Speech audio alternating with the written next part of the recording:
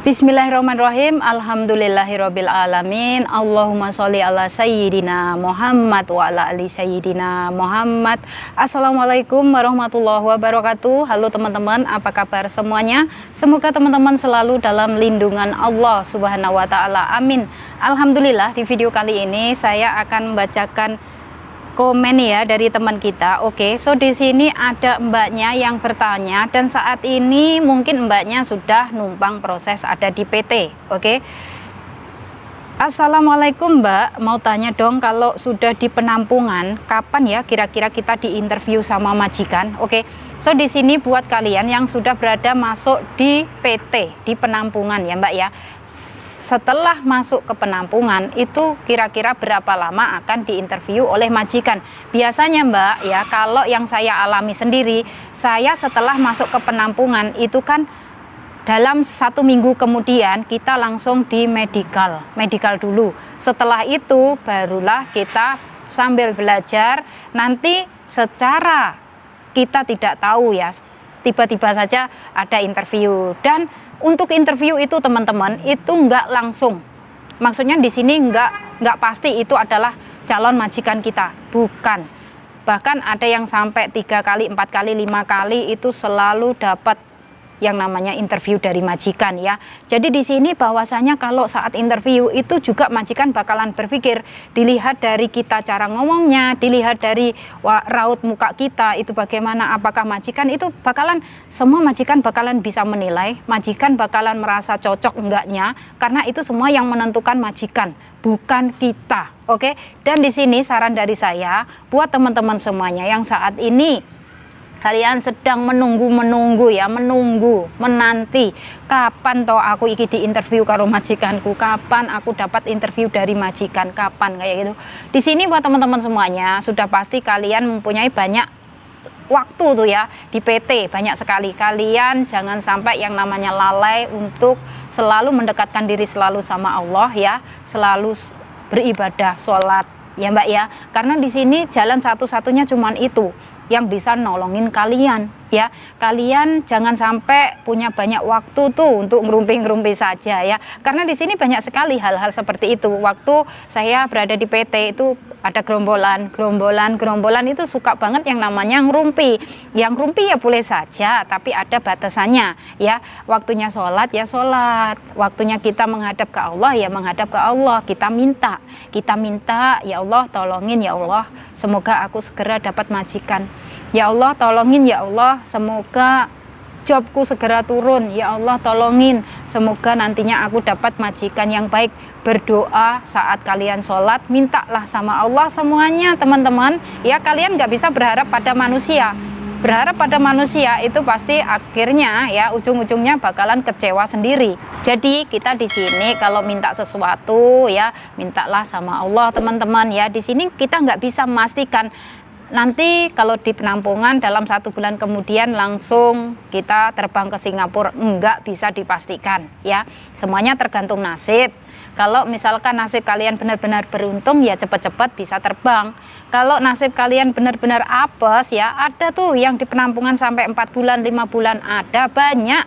Bahkan sampai stres ya, sampai mbaknya itu benar-benar karena dia merasa terlalu lama di penampungan, akhirnya mbaknya bisa itu yang namanya terjun ya, terjun dari lantai berapa itu, ada banyak kejadian seperti itu. Sampai mbaknya itu benar-benar stres ya, stres itu bisa dibilang di sini linglung, terus akhirnya banyak tuh kejadian-kejadian di PT, kerasukan hal-hal seperti itu kan ada tuh teman-teman ya. Bahkan saya sendiri waktu proses di Madiun itu ya ada kejadian seperti itu, kerasukan lah ya, terus nanti ada yang kabur lah, itu banyak sekali. Apalagi di PT Jakarta, waktu dulu saya pertama kali proses ya, itu di sana di Jakarta itu ada yang kabur, ada juga yang kerasukan ya, seperti itu. Semuanya tergantung dari kita ya. Kalau kita benar-benar niatnya itu benar-benar niat kepingin kerja ke luar negeri, meskipun itu lama menunggu di PT ya, itu sabar, disabarin. Memang prosesnya seperti itu Mbak, nggak bisa dipaksakan, dan kita nggak bisa memaksakan pihak PT, nggak bisa harus misalkan 2 bulan saya harus terbang, nggak bisa. Semuanya mengikuti proses, mengikuti prosedur yang ada, kayak gitu ya. Jadi di sini buat teman-teman semuanya, kalian boleh percaya, boleh tidak ya. Kalau menurut saran saya pribadi, dekatkan selalu sama Allah. Kalau bisa sholat malam, tambahin sholat malamnya Mbak ya, itu sangat-sangat bisa membantu kalian semuanya. Ya, jadi dari sini misalkan kalian nanti sudah terbang ke Singapura, insya Allah kalian siapa tahu dipertemukan dengan keluarga majikan yang baik berkat kalian sholat malam waktu kalian numpang proses di penampungan, seperti itu ya. Jadi di sini nggak ada ruginya buat kalian itu kok, mendekatkan diri selalu sama Allah, minta sama Allah. Kita mintanya siapa, mau siapa, kita mau minta sama siapa lagi kalau nggak minta pertolongan sama Allah, kayak gitu. Bener apa enggak? Dan di sini sudah pasti ya buat teman-teman semuanya nantinya yang sudah sampai di Singapura, misalkan Mbak, saya sudah berada di rumah majikan, tapi saat interview saya memang sudah dikasih tahu nantinya saya nggak boleh yang namanya sholat. Itu bagaimana Mbak? Padahal di kontrak kerja itu kan sudah tercantum di situ bahwasanya sang majikan harus ngasih sedikit waktu untuk kita menjalankan sholat. Tapi di sini majikan ngotot nggak mau ngasih waktu pada kita untuk sholat. Dijalanin dulu Mbak ya, saran dari saya dijalanin dulu. Kalian jangan langsung tiba-tiba memecahkan kontrak. Jangan langsung tiba-tiba kalian ngomong sama majikan, saya minta transfer, saya minta pindah karena di sini nggak boleh sholat. Jangan ya. Semuanya ada prosesnya, oke? Kalian harus di situ benar-benar sabar dulu. Misalkan dalam waktu setelah habis potongan atau mungkin dapat 1 tahun kayak gitu ya, kalian sudah bisa mengambil hati majikan secara pelan-pelan ya. Meskipun di situ dalam waktu 1 tahun itu kalian nggak sholat, kalian berdoa dalam hati setiap malam sebelum tidur, kalian berdoa. Semoga saja majikan baik, semoga saja majikan baik, bisa mengerti, memahami, bisa ngasih waktu aku untuk sholat. Kalian berdoa setiap hari seperti itu, dan dalam waktu 1 tahun kalian ngomong sama majikan, misalkan saya ini kepengen banget yang namanya sholat, bisa nggak saya minta waktunya 10 menit saja untuk sholat. Nah, di sini kan alangkah baiknya kalian ngomong jujur daripada delian Mbak ya. Barang itu kalau jujur itu benar-benar kita itu benar-benar merasa lega daripada delian, sembunyi-sembunyi.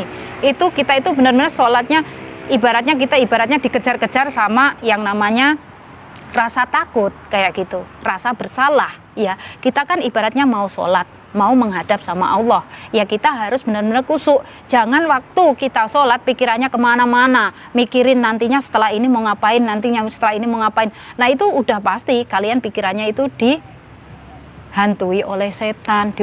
Benar-benar kalian itu merasa ya Allah seperti ini, sampai seperti ini rasanya kepengen sholat aja sembunyi-sembunyi. Alangkah baiknya kalian jujur ya. Di sini saya selalu ngasih saran Mbak, jujur itu lebih baik dalam apapun masalahnya.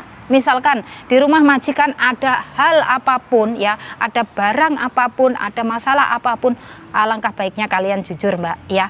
Kalau kalian jujur, insya Allah majikan akan lebih suka, akan seneng ya. Majikan benar-benar akan percaya sama kalian. Tapi kalau kalian itu nggak mau jujur, kalian sukanya sembunyi-sembunyi, delian kayak gitu, majikan nggak bakalan percaya, majikan nggak bakalan suka. Dan mungkin setelah finish kontrak, majikan nggak bakalan yang namanya akan ngasih chance ataupun peluang sama kalian untuk renew lagi ataupun untuk tambah kontrak lagi. Karena apa? Majikan berpikir bahwa attitude kalian atau sikap kalian itu nggak baik di mata majikan kayak gitu. Jadi ya dari sini kalian bisa belajar dari saya bahwasanya saya di sini sudah belasan tahun teman-teman. Tapi untuk hal sekecil apapun sampai hal yang besar, barang sekecil apapun sampai barang yang begitu besar di rumah majikan, saya nggak pernah yang namanya ambil. Saya nggak pernah yang namanya bisa dibilang julid, nggak pernah. Ya, saya sendiri di sini berpikir bahwasanya harga diri saya itu lebih penting. Meskipun saya di sini sebagai seorang pembantu, saya juga punya harga diri. Karena di sini meskipun saya seorang pembantu, saya juga manusia. Jadi di sini hargai diri kita, ya. Kalau kita mau dihargai orang lain, ya kita harus menghargai orang lain juga. Kalau kita mau dihargai orang lain, kita harus menghargai orang lain, teman-teman. Ya, saya kasih contoh nih. Misalkan kalian punya barang, ya, yang ada di rumah majikan, dan barang kalian itu diambil oleh majikan tanpa izin, tanpa permisi. Apakah kalian di situ merasa biasa-biasa saja? Apakah kalian di situ merasa nggak marah, nggak kecewa? Pasti kan merasa kecewa kan, karena itu barang kalian. Jadi di sini ibaratnya sama dengan sang majikan. Jangan dipikir itu punyanya majikan. Majikan mah kaya, majikan mah punya uang, punya apa. Lah, tapi itu kan nggak dikasihkan sama kita. Ya, kecuali kalau barang itu dikasihkan sama kita, kita mah ya alhamdulillah terima dengan benar-benar kegembiraan, penuh dengan happy ya.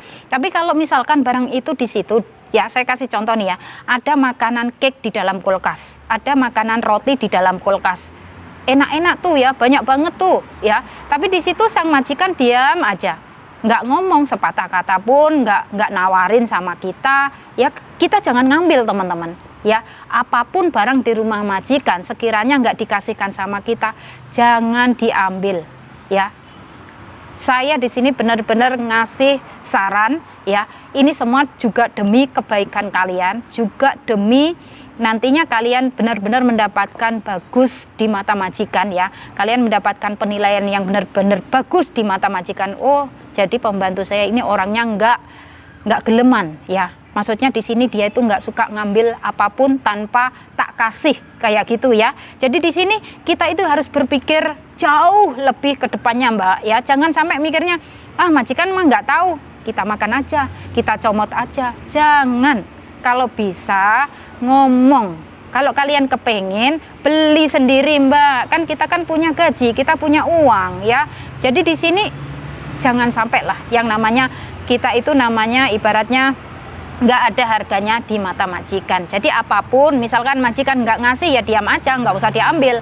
Ya kita yang namanya bekerja di rumah majikan, kita udah dapat jatah tuh yang namanya sarapan, makan siang, makan malam. Kalau kita kepengen apa-apa yang lebih dari itu, yang kepengen makan yang enak-enak, ya beli sendiri. Waktu kita liburan, atau waktu kita ke pasar, atau waktu bahkan kita disuruh majikan kemana belanja kayak gitu, sambil kita beli. Beli itu untuk nyenengin diri kita, Mbak. Ya, kita di sini bekerja, capek, lelah. Kita juga harus bisa nyenengin diri kita sendiri. Jangan sampai kita di sini bekerja lelah, capek, terus uangnya terus kita kirim ke Indonesia habis. Iya, kalau habisnya itu ibaratnya ya saya kasih contoh untuk bikin rumah, untuk bikin sawah, untuk beli sawah, untuk beli ladang, untuk beli misalkan sawit atau apalah ya. Itu kan benar-benar ada hasilnya. Tapi misalkan uang kalian itu habisnya hanya untuk makan. Setiap kalian gajian ya, uangnya itu habisnya hanya untuk keluarga di Indonesia, untuk makan saja, nggak ada hasilnya sama sekali, rugi besar, Mbak ya. Jadi dari sini buat kalian semuanya, kalian kalau sudah gajian ada uang tuh ya, kepengen apa beli, Mbak ya, jangan eman. Itu ibaratnya obat lelah kita ya, kayak gitu ya. Buat teman-teman semuanya di sini, misalkan kalian nanti ya sudah berada di rumah majikan dan tiba-tiba kalian itu waduh makanannya kok seperti ini terus, bosen juga ya, setiap hari ngasih makanan seperti ini terus, bosen. Kepengen misalkan ya saya kasih contoh, kepengen yang namanya makan makanan Indonesia, beli, Mbak ya. Jangan eman, jangan pelit sama diri sendiri, beli ya. Jadi biar kalian itu benar-benar merasa senang kayak gitu. Jangan sampai kalian merasa terbebani dengan apa yang sudah dikasihkan sama majikan. Misalkan ya, kalian dijatah, Mbak, tiap hari aku dijatah telur saja sama mie goreng saja, dijatah sayurnya kok cuman itu saja. Ngomong sama majikan. Kalau kalian misalkan dikasih jatah sayurnya cuman itu saja ya, ngomong sama majikan, Mem, saya nanti bisa nggak dibelikan, gantilah sayurnya, jangan ini terus, bosen lah, boring kayak gitu. Ngomong, Mbak, apapun masalahnya kalian nanti harus ngomong dengan majikan. Belajarlah menjadi orang yang berani speak up di depan majikan. Yang penting satu, jujur. Yang penting satu, kalian itu benar-benar orangnya beres. Maksudnya di sini beres itu nggak suka ngambil barang milik majikan. Beres orangnya itu benar-benar kita itu baik dari luar dan juga baik di dalamnya. Jangan baik di luarnya tapi dalamnya bosok. Jangan Mbak ya. Kita harus benar-benar yang namanya 100% real. Kehidupan kita nyata seperti ini apa adanya ya, bukan seperti ini ada apanya, tapi seperti inilah keadaannya, sesungguhnya sifatnya semuanya. Oke, so di sini nanti misalkan kalian sudah hampir mau finish kontrak, sudah pasti majikan bakalan ngomong atau nawarin kamu mau renew atau tidak, seperti halnya majikan saya ya. Kemarin waktu tinggal 2 bulan, terus masih lama 1 tahun. Tanya, kamu mau renew nggak? Wah masih lama 1 tahun. Terus lagi tinggal 2 bulan, kamu mau renew nggak? Nah seperti itu loh teman-teman. Kalau kita benar-benar orangnya utun, benar-benar orangnya jujur, di sini nggak mau ngambil barang milik majikan. Ya saya kasih contoh tuh ya, majikan benar-benar sengaja naruh yang namanya cincin di situ, benar-benar sengaja naruh uang di situ. Tapi dari sini saya tuh benar-benar 100% nggak ada yang namanya terlena, nggak ada yang namanya rasa kepingin ngambil, nggak ada, karena di sini saya itu sadar bahwasanya barang kalau bukan milik saya, kalau itu sampai saya ambil nggak berkah, nggak ada ini loh teman-teman, nggak ada manfaatnya, nambah-nambahin dosa iya, terus akhirnya kita bermasalah iya. Karena apa? Misalkan kita mencuri atau ngambil barang di rumah majikan, sudah pasti nantinya kalau misalkan majikan kalian nggak terima atau majikan kita nggak terima, kita bakalan dilaporkan, terus kita bakalan kena masalah. Ya kalau masalahnya itu cuman sampai di MOM saja, tapi kalau masalahnya sampai dibawa ke polisi, ya kan jadi masalah besar ya. Jadi dari sini buat teman-teman semuanya, misalkan ya saya kasih saran dan saya kasih masukan ya, dan saya di sini menegaskan nanti buat teman-teman semuanya yang sudah sampai di rumah majikan dan kalian di situ sudah pasti banyak sekali menemukan barang-barang di rumah majikan, jangan sampai diambil karena itu hanyalah tes kejujuran semata ya. Jadi dari sini kalian janganlah sampai tergiur, terlena ya. Kalian hanya di sini ibaratnya tes saja ya, ibaratnya ini sebenarnya pembantu saya ini orangnya mau nggak orangnya ngambil barang, pembantu saya ini orangnya jujur nggak, kayak gitu dites teman-teman ya. Yakin 100%. Banyak sekali barang-barang yang akan ditaruh di mana-mana tempat dan majikan itu berpikiran lupalah atau apalah ya kayak gitu. Pokoknya dari sini ya, misalkan ada uang di situ, ada perhiasan di situ, alangkah baiknya kalian ngomong ya, kalian ngomong, "Mem, ini ada perhiasan di sini, Mem, ini ada uang di sini," kalian kasihkan. Nah itu yang benar-benar best. Oke teman-teman, semoga saja sharing dari saya ini bisa bermanfaat dan bisa memotivasi buat teman-teman yang ingin bekerja ke Singapura. Khususnya tetap semangat Mbak, positive thinking ya. Pokoknya selalu berdoa, dekatkan diri selalu sama Allah, minta sama Allah. Pokoknya is the best untuk teman-teman semuanya, sukses untuk teman-teman semuanya, dan semoga yang nonton video ini kalian bisa bangkit lagi semangatnya. Saya doakan semoga mendapatkan majikan yang baik, semoga bisa finish kontrak, nyaman di tempat majikan, mendapatkan pekerjaan yang ringan, kalian bisa membahagiakan keluarga yang ada di Indonesia. Semoga impian-impian kalian bisa tercapai. Amin. Oke teman-teman, dan saya akhiri sampai di sini. Akhir kata, wassalamualaikum warahmatullahi wabarakatuh. See you on my next video. Bye-bye.